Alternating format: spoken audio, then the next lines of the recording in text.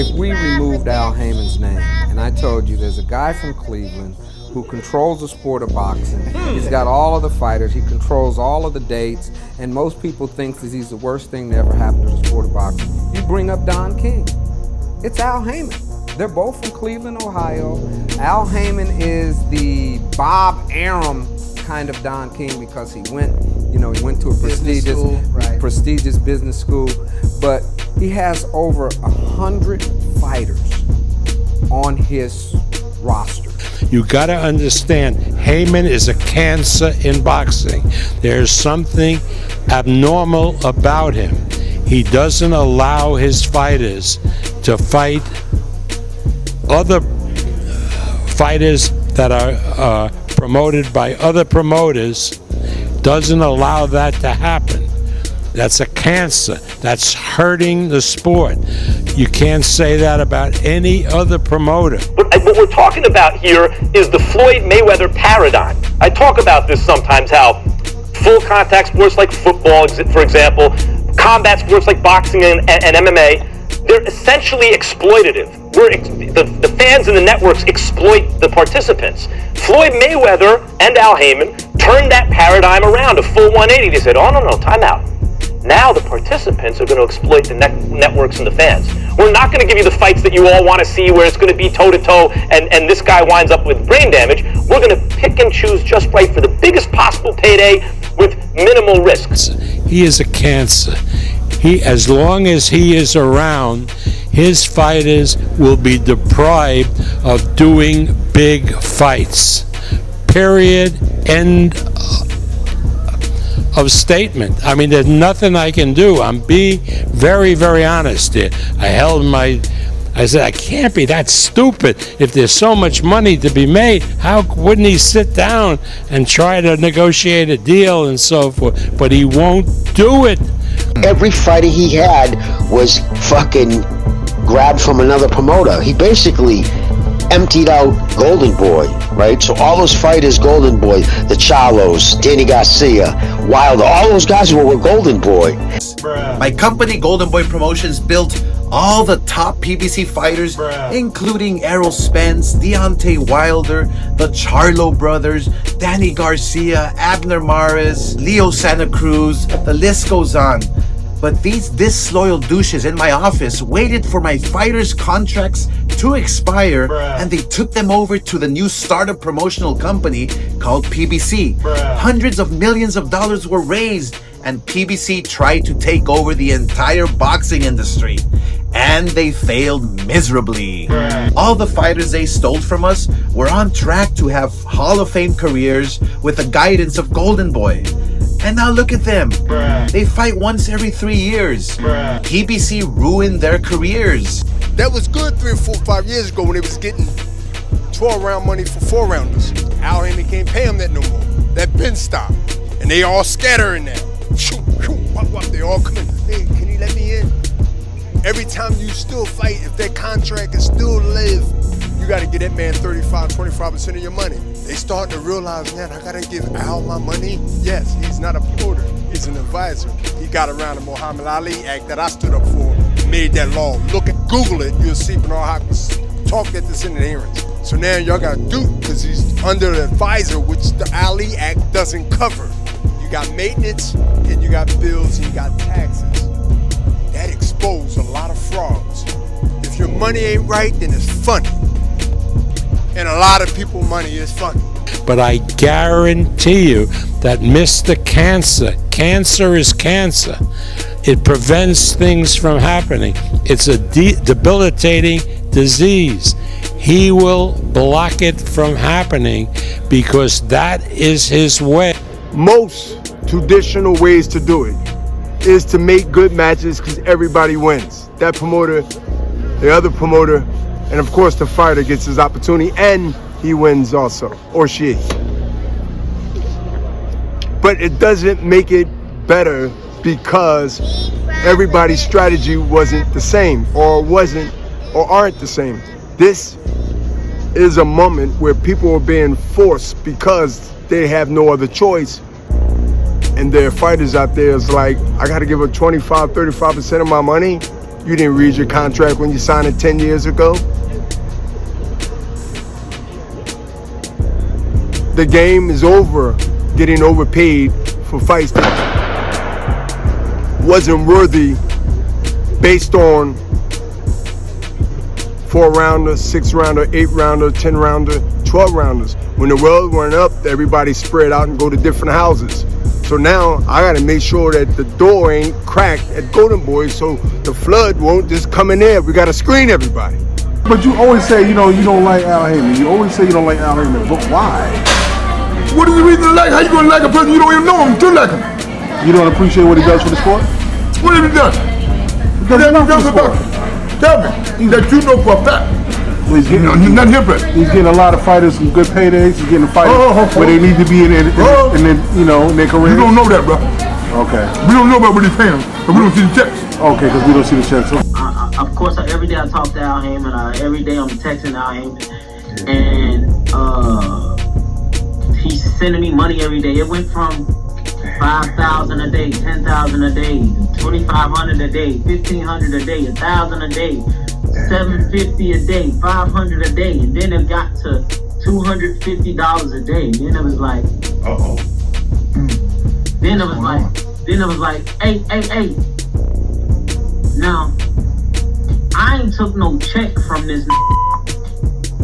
Now he'll tell me, okay, this what you making, da-da-da. I ain't took no check in the last six fights. I know I got money. So you're saying that this is money that he's not loaning you. This is money. It's your money. It's my money.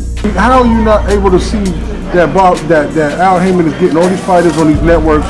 We're getting good fights. He's basically the man behind on us with his business team. He's basically the man behind on us.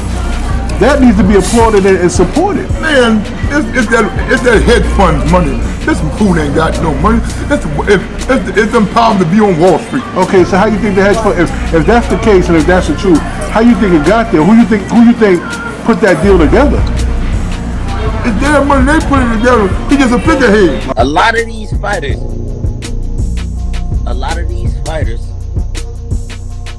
they getting paid less money. They giving these fighters less money to take all of these tough fights, bro. When I come on TV, they know they gotta pay me. They know they gotta pay, so I take a lot of a budget up. But a lot of these fighters, man, that's why a lot of these fights is going on pay-per-view. You see a lot of these fights going on pay-per-view because they guaranteeing somebody $1 million, and then they hoping that they pay-per-view buys do all the numbers. When right now ain't nobody buying that shit. That's why fighters is losing, and that's why they losing a lot of fighters to the zone. No. I can't even really say too much, cause I'm gonna be getting calls from Al Haymon and all of them in a minute. I'm gonna ask you then, Rick, why is PBC even in this situation doing a distribution deal with Amazon? Because Showtime closed his doors and Al Haymon blew himself out with Fox previously, with Showtime, with all of them. I mean, he was with ESPN at one time. They got rid of him. They got rid of him at NBC/NBC Sportsnet. Yep. They got rid of him at Bounce. Bounce of smaller shows, but they still got rid of his ass. And he lost the ITV deal. Al Haymon got into boxing. He used to do TV shows and music, and he had 30-year runs with them. He said his boxing 30-year runs up. He looking to get up out of here. So I was like, damn, there's no way Al Haymon really about to leave boxing. But man, maybe he is. I mean, dude been making money since Jay-Z and Beyonce, Then you gotta factor in Floyd and Drake and all the other dozens of people that he's dealt with in between getting that 10%. In 2017, Live Nation posted a reported $30 billion in gross transactions value from a primary and secondary ticketing. $30 billion in 2017 they generated tickets. The company was originally formed in 1996 as SFX Entertainment, a subsidiary of a media executive Robert Sillerman's FSX Broadcasting. Its business model involved the acquisition of regional concert promoters, consolidating them into one single national company. His first acquisition was Delshiner Slater Entertainment and brought 50% of Al Haymon's AH Enterprises in 1999. I mean, every single Lil Wayne tour is Al Haymon, even though this is old. For example, where's it at? Where's it at? Where's it at? Where's it at? Live Nation. No, wait, where's it say? Oh, here it is. Please visit youngmoney.com and Live Nation for further information about the tour. Al Haymon Events, Live Nation production. Can y'all see that? You know Nicki Minaj, Drake, Young Money, all Al Haymon. The man is literally a billionaire, no bullshit. You ever hear of, you got to be old to understand, you ever hear of the Budweiser Music Festival? That was Al Haymon. You ever hear of, here, let me show you. All those old Eddie Murphy, like, tours and shit, Al Haymon did this. This right here, Al Haymon produced this. The Michael Jackson Bad Tour, Al Haymon produced all, excuse me, he produced all that shit. Superstar Eddie Murphy, the nation's #1 box office star, has signed his father and noted black promoter Al Haymon to promote his current U.S. tour. Thank Al Haymon. MC Hammer and Janet Jackson too, yup. Thank Al Haymon Enterprises. Haymon is the sole operator of the most successful black music concert promotion operation in America. The 1990s revenue topped $60 million. The Budweiser Superfest series and the Coca-Cola concert series are all booked by him. Black Enterprises sources say that after all the production costs and expenses of MC Hammer's last tour, Hammer walked away with a cool $14 million. Now Haymon, armed with a Harvard MBA and solid relationships with major music stars, is making an assault on Hollywood's film industry. The advisory agreement that exists currently between Al Haymon and these fighters that he has in his stable of PBC. Now, Al Haymon is officially a manager. That's his official capacity, and that's the way that he's viewed in the boxing world. However, Al Haymon, he's not actually a manager. I mean, he's not actually a manager. That's just a front that he uses. Now, he is actually a promoter, okay? But he uses the manager's screen to try and hide the fact that he takes a higher percentage off of the fighters that he allegedly promotes. Because check this out, right?